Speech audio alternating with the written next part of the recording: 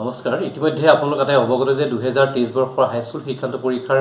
course subject চাৰিটা English general mathematics general science আৰু social সায়েন্সৰ ক্ষেত্ৰত প্ৰশ্ন কাকতৰ কিছু সালসলনি হৈছে সালসলনিখিনি হৈছে কি 50% অবজেক্টিভ কোৱেশ্চন আহিব আৰু 50% ডেসক্ৰিপটিভ কোৱেশ্চন আহিব এতিয়া 50% অবজেক্টিভ কোৱেশ্চন কৰিবৰ কাৰণে সেবা এখন স্পেশালি ডিজাইন কৰিছে এখন বহি এইখন বহি হল 8 পেজৰ বহি এই 8 পেজ বহিখনত এই কোৱেশ্চন পেপাৰ আমাৰ যিখিনি অবজেক্টিভ থাকিব তাৰ আনসাৰখিনি কৰিবৰ কাৰণে স্পেশালি ডিজাইন কৰা হৈছে এখন এটো সাব কোৱেশ্চন নম্বৰ 1 of 10 টা কোৱেশ্চন কৰাৰ প্ৰভিজন আছে কোৱেশ্চন নম্বৰ 2 to 10 টাৰ কাৰণে আছে কোৱেশ্চন নম্বৰ 3 to 10 টাৰ কাৰণে আছে কোৱেশ্চন নম্বৰ 4 to 10 টাৰ কাৰণে আছে আৰু কোৱেশ্চন 5 to 10 টাৰ কাৰণে কোৱেশ্চনৰ আনসাৰ লিখিবৰ কাৰণে প্ৰভিজনটো আছে এতিয়া কথাটো হ'ল কি কোৰ্স সাবজেক্টৰ ক্ষেত্ৰত টোটাল মাৰ্কস হ'ল 100 or 10 marks হ'ল আই বাকি 90 marks 90 marks এৰ 50% মানে 45 গতিকে কোৱেশ্চন নম্বৰ 1 ৰ পৰা কোৱেশ্চন নম্বৰ 5 লৈকে টোটাল 50 টা কোৱেশ্চন কৰিব পৰা প্ৰভিজন থাকিলেও কোৱেশ্চন নম্বৰ 5 টোত 5 টা কৰিলে হ'ব কাৰণ 45 টাই হ'ব 50% গতিকে এইখন অবজেক্টিভ টাইপ বহি এখন বহি 45 টা কোৱেশ্চনৰ আনসাৰ ষ্টুডেন্টে কৰিব আৰু ইয়াত দেখিছে ইয়াত এটো ষ্টুডেন্টৰ ডিটেইলছ লিখিব পৰা ব্যৱস্থাটো আছে গতি এডমিট কাৰ্ড চাই ষ্টুডেন্টে ইয়াত ডিটেইলছ লিখিব গতি এই বহিখন ইন্ডিভিজুৱেলৰে 845 হোৱাৰ লগে লগে ষ্টুডেন্টক বিলাই দিব যেতিয়া 945 হ'ব 945 হোৱাৰ লগে লগে বেলেগ এখন বহি যিখন বহি আমি সেবাই ডিজাইন কৰিছে এখন ডেসক্ৰিপটিভ আনসাৰ কৰিব কাৰণে এইখন 16 পেজৰ বহি এইখনত সাব এইখন মেজেন্টা কালাৰৰ কভাৰ পেজ ইনষ্ট্ৰাকচন আছে ইয়াত কিন্তু টেলি ডাটা শিটটো নাই গতিকে এইখন বহি সাক ৰুলিং পৰা আছে 16 পেজৰ এখন ইউজ হ'ব ইংলিশ জেনাৰেল সায়েন্স আৰু সোশ্যাল সায়েন্সৰ কাৰণে আৰু বাকি এখন 16 পেজৰ প্লেন বহি থাকিব এইফালে পিছফালে গ্ৰাফ দুখন থাকিব এইখন হ'ল ম্যাথমেটিক্সৰ কাৰণে গতিকে এই দুখন বহি আপোনালোকে সাক এই প্ৰথম এইখন হ'ল ইংলিশ জেনাৰেল সায়েন্স সোশ্যাল সায়েন্সৰ কাৰণে ডেসক্ৰিপটিভৰ কাৰণে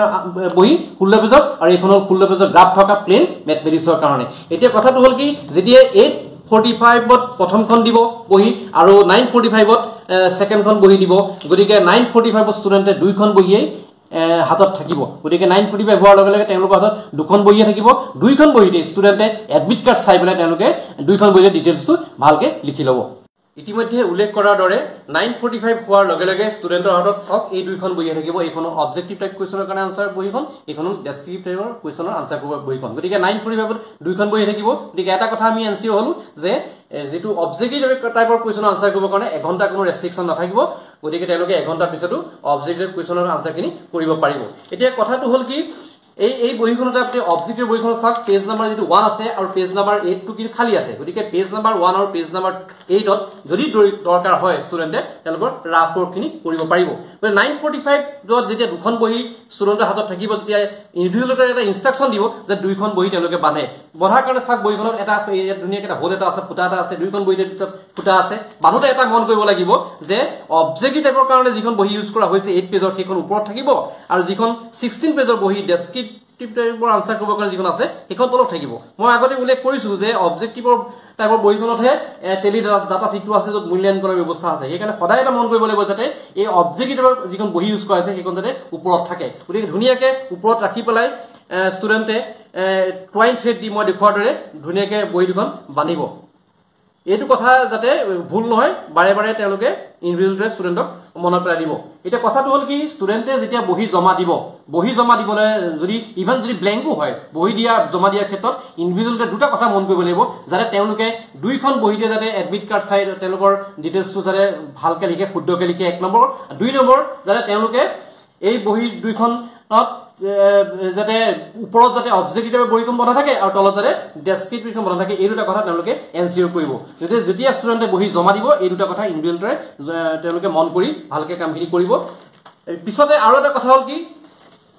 এমআইএল আৰু ইলেক্টিভৰ ক্ষেত্ৰত যেটো কোৱেশ্চন পেপাৰ কোনো সালসলনি হোৱা নাই গতিকে ইয়াৰ বহি কোনো সালসলনি নাই ইয়াত এখন 16 পেজৰ বহি হ'ব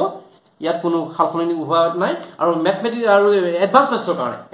কাৰণে 24 পেজৰ এখন বহি হ'ব এখন প্লেন থাকিব গতিকে এইখিনিয়ে হ'ল বহিৰ লগত ৰেষ্ট্ৰিকশন যিখিনি আমি বহিৰ ক্ষেত্ৰত আমি সালসলনি কৰিছো এইখিনি সালসলনি কৰাৰ কথা ভাবিছো আপোনালোকে এই গোটেইখিনি কাম ষ্টুডেন্টক ভালকে বুজাই দিব আৰু কামখিনি সুকলমে কৰি পৰীক্ষাটো কৃতকাৰ্য কৰি তুলিব ধন্যবাদ